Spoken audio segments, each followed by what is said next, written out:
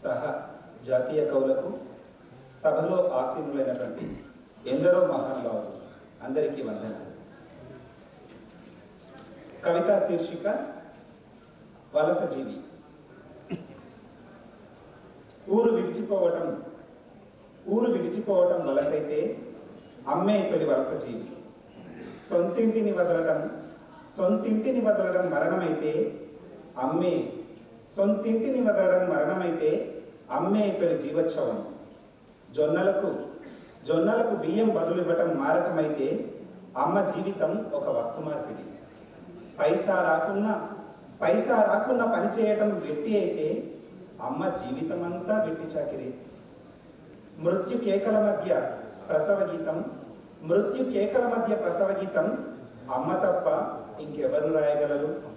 కంటి తడుల నడుమ వెన్నెల పాట అమ్మ తప్ప ఇంకెవరు పాడగలరు? రక్తపు మడుగును పాల సంద్రంలా అమ్మ కాకుండా వేరెవరు మారుస్తారు? తన పేగుల ఆకలి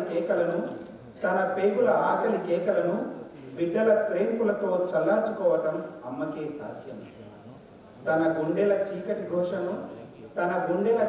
ఘోషను బిడ్డల ఆలింగనంతో ఆదమరవటం అమ్మకు సాధనం.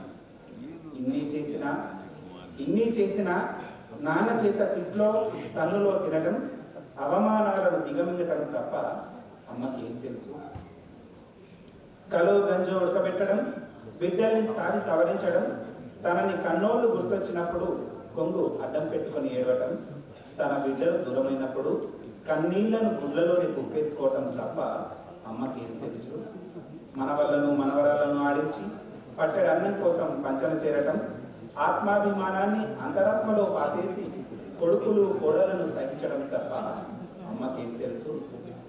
నిప్పుని తాకడం అగ్ని పరీక్ష అయితే అమ్మ నిత్యం సీతాదేవి. తప్పును సహించడం ధర్మ మార్గమైతే అమ్మ నిత్యం భూదేవతి. ధన్యవాదాలు.